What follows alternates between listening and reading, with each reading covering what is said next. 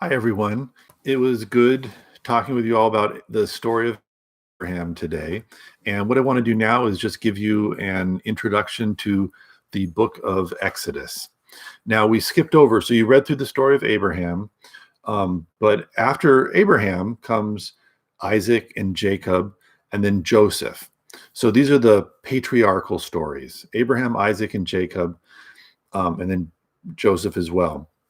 And by the time you get to the very end of Genesis, you've got this kind of growing clan of people with and that's the seed for what's going to become the people of Israel. In the story of Joseph at the end of Genesis, they all go down to Egypt. So you're sitting in Egypt, and then there's a break between the end of Genesis and then we open in Exodus with a large number of people that have multiplied for 400 years in Egypt and are now in a not very favorable situation. In fact, they're slaves in Egypt. It's going to be Moses who leads them out of Egypt and into the promised land, which is actually back to the land that Abraham, Isaac, and Jacob had gone to and settled in. Okay, so that's the context of this story. This is a very well-known story with the plagues and Moses, and we'll get to the Ten Commandments later.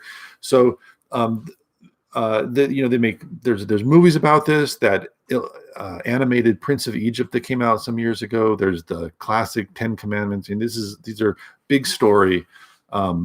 Perhaps the central story, in fact, of the Hebrew Bible is the story of the people of Israel coming out of Egypt.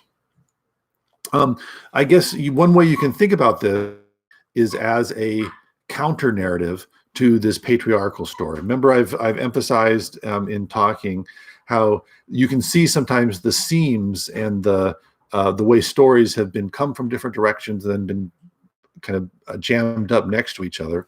And one way you can think about what's happening here in Genesis and Exodus is two different stories about origins for the people of Israel. On the one hand, there is a kind of patriarchal, we've been here for a long time in these hills in the land of Israel.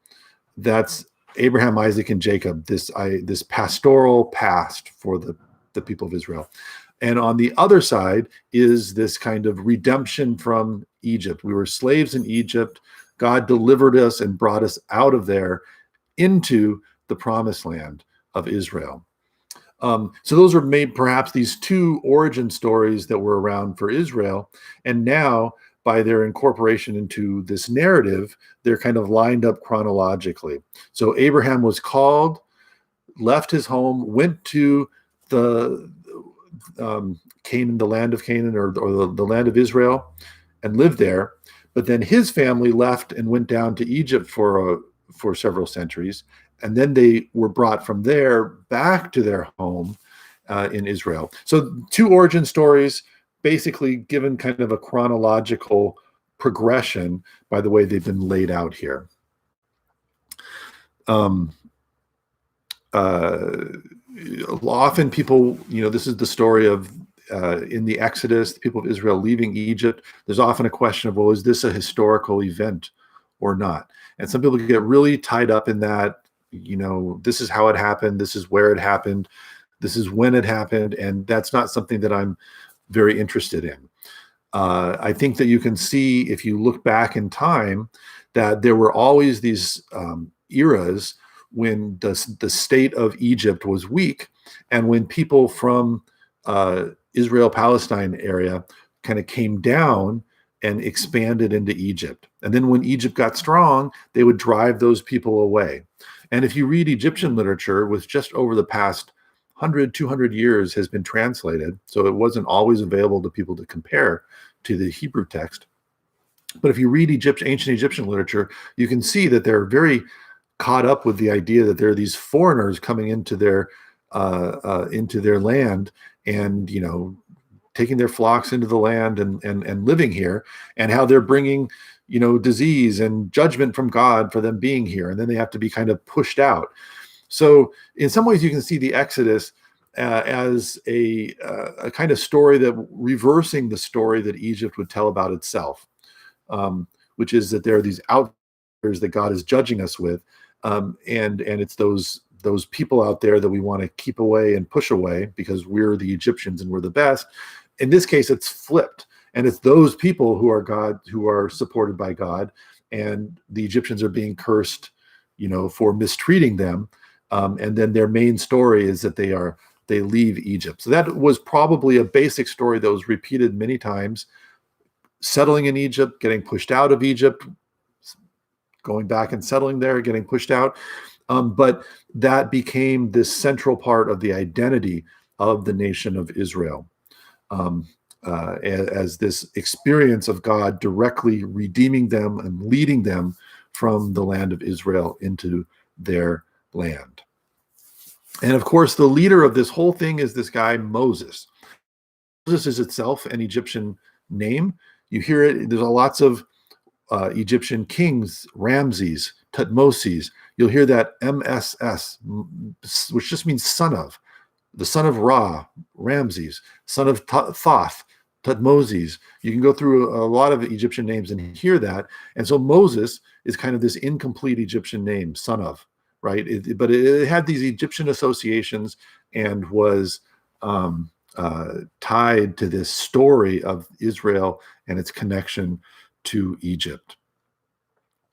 What I'm going to be asking you to do is in your response for Friday is to reflect on the connection between the story of the Exodus and the Passover and the experience of the Passover. So the Passover Seder is really a central ritual event of Judaism. And I've put online a video where you can get an introduction to what happens at a Passover Seder, all right? Which just happened a week ago is when Passover was celebrated. But as with all holidays, they're kind of been screwed up by coronavirus. But there's a video now on Moodle where you can get an introduction to what happens at a Passover Seder. And then what you're going to get when you read the Exodus narrative is you'll get the story of the Exodus, but then in chapter 12, you'll see kind of the basics of of the Passover, some of the elements of the ritual that are still in place today. And what I want you to reflect is, what is the connection between ritual and story? And it's kind of an open-ended question, but think about what you can do with that and what you can talk about. How does ritual contribute to the story? How does story contribute to ritual? You can take that up from any angle you like, but explore that idea. Could you do without one? Could you imagine doing the Seder and not caring a lot about the story? Or could the story have existed and not really have any ritual connected to it? How do those two things connect? Give that a shot. That's what I'll be looking for you to have posted by Friday at 3 p.m. All right. Thanks, everybody. And I'll talk to you soon.